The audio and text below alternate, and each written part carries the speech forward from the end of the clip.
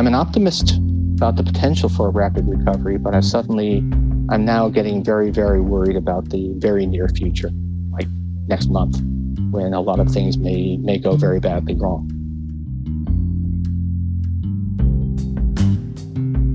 I'm Paul Krugman, professor of economics at the Graduate Center of the City University of New York, also columnist for the New York Times. I'm an economist moonlighting as a journalist, and here to talk with you all. And welcome to this podcast from the International Monetary Fund. I'm Bruce Edwards. There's a lot of things the IMF does that people don't often hear about. One is capacity development, helping governments strengthen their ability to make good policy decisions and to implement them. Nobel laureate Paul Krugman was invited by the Institute for Capacity Development to share his insight into where the economy stands now in the context of the global pandemic. His thoughts on what an economic recovery might look like, what policies may help it along, and what policies might not. We are still, in some sense, in period one. We're still in a period where a lot of activity is suppressed by the viral threat. That potentially could have a lot of spillover to the rest of the economy, negative spillover. We suppressed that by providing unprecedentedly generous aid to unemployed workers, to stressed firms. There is now a very real possibility, maybe even a likelihood, that a lot of that aid will be withdrawn before the viral threat is over. And so the issues that we thought had been resolved by the aid packages of March may come back.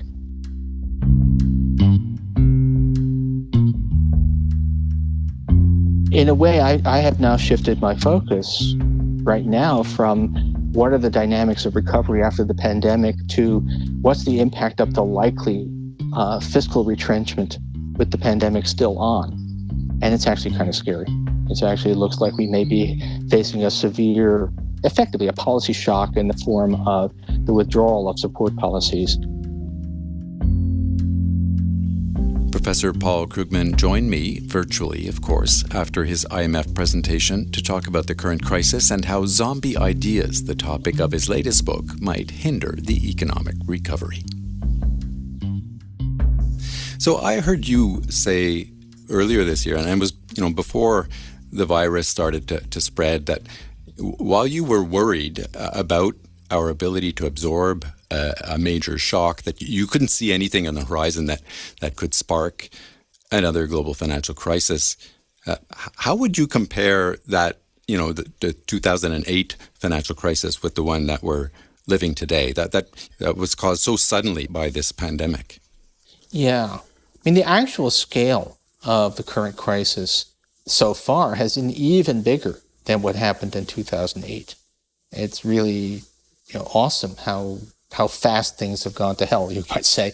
Now, what's different is that we really earned that last crisis. It was really, we allowed problems in our system to fester. We had too much debt, too many complex financial arrangements that nobody understood. We had created our own vulnerability, and we effectively tripped over our own shoelaces. There wasn't some external cause that led to that crisis. It was just that we were living in a bubble, literally, and when at a certain point the bubble became unsustainable and everything fell apart. This time it was really something that was effectively from outside. Now, it's true that epidemiologists have been warning us for a while that something like this could happen, but still it wasn't part of the menu of things that we're looking at, and it wasn't the result of particular irresponsibility or overreach by anybody. So this is on the one side worse than anything I think anyone was contemplating. On the other hand, I think it's fundamentally more tractable, at least in terms of the economics, than the last one, because this is not a defect in our economic system. This is just we bungled a public health issue, but if we can correct that, then we're still sustainable economically. And so in the preface of your latest book, Arguing with Zombies, you say, as a commentator, you try to keep it simple. So in the U.S. today, there are more than 20 million people unemployed, and the local economies have been seriously wounded by this lockdown. Yet markets continue to stay steady, even thrive, some would say. What is the simple explanation for that?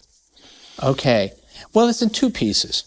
One is that the stock market isn't just a barometer of how much people think, how much money they think they can make by investing in stocks. It's a barometer of how much money they think they can make in stocks relative to the alternatives. If you look at the alternatives to buying stocks, they don't look very attractive right now. The interest rate on 10-year government bonds is about 0.7% in the United States, which is astonishingly low and not enough to keep up with inflation. So to some extent, people are piling into stocks because it'll give you some return anyway over time. So that's part of it. Now, there's something else. There does seem to be a month or a month and a half ago, I would have said that's the main story here, but stocks have gone up substantially since then, and it's hard to say exactly why. The actual outlook for the virus has gotten worse. And then you just have to say, look, people who buy stocks are people, and they get caught up in enthusiasms. And if they see prices rising, they tend to buy in. There's a lot of people people like Robert Shiller, who've studied what happens in financial markets, find that there's a heavy element of just plain people extrapolate from the recent past. And so people made money in stocks, and there's always going to be some people who think that if I made money in the past month, I can keep making money in the next month. And so I think there's probably a fairly strong element of just plain people not really thinking that hard about, does this all make sense? And sticking with this disconnect between markets and what's actually happening, or what seems to be happening on the streets, does this mean fewer people are getting a larger piece of the pie? How do you see this playing out in terms of inequality? Well, there's always, stocks are held disproportionately by a small number of affluent people. So when the stock market goes up, that's going to raise the share of total wealth that's in the hands of the 1%, the 0.1%. Basically, regular people may have a few stocks in their retirement account, but that's it. And large holdings of stocks are pretty much only, not just the rich are wealthier than you and me, but they are much more likely to hold their wealth in the form of stocks as opposed to the value of their house. So yeah, it increases inequalities of wealth, but if these are really just paper gains that will go away, then no long-term consequence. The things that are driving inequality are not capital gains on stocks or the lack thereof. It's really the disparities in income. So I'd say don't pay too much attention to what the stock market is doing to inequality, and pay a lot of attention to what things like union bargaining power, executive salaries, and all of that is doing to inequality. And as I mentioned before, your latest book is called Arguing with Zombies, and referring to how bad ideas never seem to go away. And one of those ideas is tax cuts, how trickle-down economics doesn't work. Why do you think this idea still carries so much weight politically? And is it possibly because people think that their tax dollars aren't working for them? Oh, well, actually, it's, I think it was Upton Sinclair who said, it's difficult to get a man to understand something when his salary depends on his not understanding it. If you actually ask what supports this belief in the magical power of tax cuts, especially tax cuts on wealthy people, it's supported by people who are basically paid to expound that view, and because it doesn't take an exorbitant amount of money from billionaires supporting think tanks, et cetera, to keep an idea alive, whatever its merits. And so this is really as close as anything to just plain the power of money to disseminate propaganda. Now, there might be a bit more to that. There is a kind of pervasive ideology out there that says that the government does no good, and it's only harm, and why are they taking my hard-earned money to spend it on useless bureaucrats, which is actually not where the money goes. But actually, I spent a fair bit of time looking at polling on this, and it's actually surprising how little the general public buys into all of that. That's a doctrine that conservative pundits and conservative legislators may buy into, but the general public, certainly in the U.S., the general public wants to see more spending on Social Security, more spending on health care, wants to see higher taxes on rich people. So the really interesting question is not why do people fall for this, but why do ideas that actually don't have a lot of popular support nonetheless carry so much weight in the political process? That's quite encouraging, actually. Yeah, if a lot of people are actually well left of center in terms of our political alignment, but don't necessarily know that. And sticking with this concept of zombie ideas, do you think that there are some zombie ideas now out there that weren't zombie ideas only a few months ago before the pandemic, and that kind of thinking could inhibit the economic recovery from the pandemic?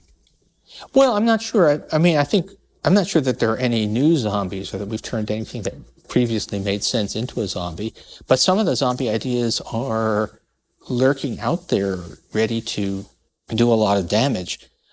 During the last economic crisis, a huge amount of damage was done by the idea that helping the unemployed is destructive because it encourages them not to work, which was never an important factor in the aftermath of the financial crisis. But that you're hearing that again. It's actually very relevant. As we speak, we're about 18 days from many people losing extended unemployment benefits, and it'll be a catastrophe if we don't actually provide aid. But you're hearing a lot of the usual suspects saying, "Oh, we need to end those extraordinary benefits because they're encouraging people to be lazy and stay at home," which is, we want people to stay at home if they're in a pandemic-afflicted industry. So that's a zombie that was destructive in, say, 2010, but could be even more destructive now if it actually ends up dictating policy. The fears of debt. We've spent years and years with a drumbeat of panic about the level of government debt, despite the fact that, talking about the markets, the financial markets never showed the slightest hint of concern about the level of debt. So, and that may become an issue because we spent a lot of money as we should have, to cushion the effects of this pandemic. And if we withdraw that support too soon because we're afraid of the big bad debt, then that could be really nasty. And so a lot of your book and your New York Times columns are about how everything is so politicized now. And you are indeed one of the very few economists who puts themselves out there and deconstructs some of the political motivations behind decisions that do influence the economy one way or the other. To what extent do you think political leaders have the power to drive the economy, or is it the other way around? Oh, there are times when they do and there are times when they don't. So in normal times, what the president or the prime minister or whatever does matters far less than people think. If there is a public official who has a lot of impact on the economy, it's not the president of the United States, but the chairman of the Federal Reserve. But even the Fed is kind of predictable most of the time in terms of what it does. So the personalities, even ideology matters a lot less than people think. But there are times when you really need leadership, and the quality of that leadership matters. So it's a very much, it depends on the circumstances. In the immediate aftermath of the financial crisis, having leaders who would spend money wisely to support the economic recovery was hugely important. And if you had leaders who instead bought into some misplaced notion of sound finance, that showed up very much in unemployment. And of course, they were now in this pandemic where public health policy and economics are inextricably intertwined. You can't really have an economic recovery until you get the virus under control, and you can't really do what it takes to get the virus under control unless you have policies, economic policies, that make the pain of lockdown tolerable. So it's only really in times of crisis that political leaders make a big difference, but in those times, they can make an enormous difference. So in what role would you say that you or your work has had more influence on policy as a Nobel Prize winning economist or as a New York Times columnist? Oh, it makes a huge difference who's in power. And I have to say, during the Obama years, Obama was, of course, very constrained by, he spent 6 of his 8 years with the other party having blocking power, but still, decisions were made based upon, there was a lot of input of hard thinking on the policies. And I would say both my roles, to the extent I had any influence at all, and one thing that you learn very quickly if you get into any kind of prominent, visible position, I don't mean anything else, is how little difference you can make. Right? But if you ask about the ideas that were actually at least influencing the way that Obama and his officials thought about policy, I would say that both my hats were kind of both of my positions mattered. They were interested in hearing from people who actually knew something about the economic issues, which in this case, the kinds of economic issues that we have were very much up my alley as an economist. And of course, they listened to public intellectuals, visible voices, so that mattered too. So that was, actually in those years, there was a pretty close integration. The things I had to write about for the New York Times were very largely the same things I had written academic papers on. They just different way of writing about it, but actually much the same thing. But in terms of actually, I proposed or I recommended a policy and that politician did it, that has only happened to me once in my entire life, and it was the Prime Minister of Japan. So it really, the ability to actually influence events is far less. Anyone who thinks that they're running the world is basically deluded. And so this morning you had a chat with people at the International Monetary Fund. How do you see the role of these international institutions in presenting, facts and information to the general public on a global scale? Oh, well, to the general public, I'm not sure. I'm not sure what fraction of the public actually will read even the most accessible stuff that the IMF puts out. I doubt.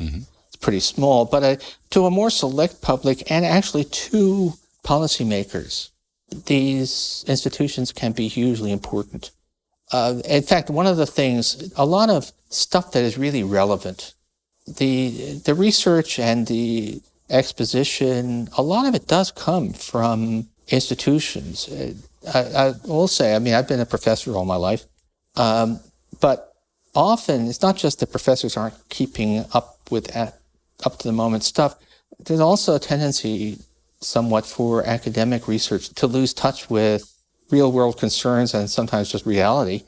And a lot of the really useful stuff is coming out of the IMF, the World Bank, the Federal Reserve, the Bank for International Settlements. The research departments of these institutions are really important repositories. So I once wrote that there were certain things that were in macroeconomics that were forgotten, or they were sort of drummed out of the academic literature. One of those things where saying reasonable things became unacceptable for kind of internal political reasons.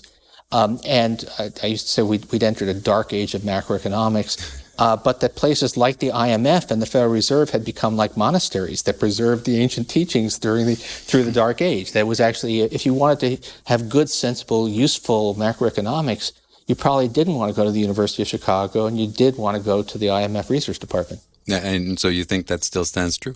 Oh yeah, no. The maybe even more than ever. The international organization research departments have become really valuable repositories and sources of good sense. There've been nothing quite like. If you want an example of somebody who really stepped over from highly respected academic to highly influential policy thinker with access to policymakers, you want to talk about Olivier Blanchard, who was for a long time the chief economist of the IMF with enormous impact on the whole discourse about public policy and totally benign. And I say that out of genuine feeling, not just because he was a classmate of mine in grad school. Professor Paul Krugman, it's been an absolute pleasure speaking with you. Thanks so much for joining us. Okay, take care. Paul Krugman is professor of economics at the Graduate Center of the City University of New York, a New York Times columnist and author, his latest book being Arguing with Zombies. He won the Nobel Prize in Economic Sciences in 2008 for his work on international trade theory. Krugman spoke to economists at the IMF's Institute for Capacity Development before our conversation. Go to imf.org to find out more about the Institute's work and training opportunities. And look for other IMF podcasts wherever you get your podcasts. Subscribe if you like what you're hearing, and follow us on Twitter @IMF_podcast. Thanks for listening.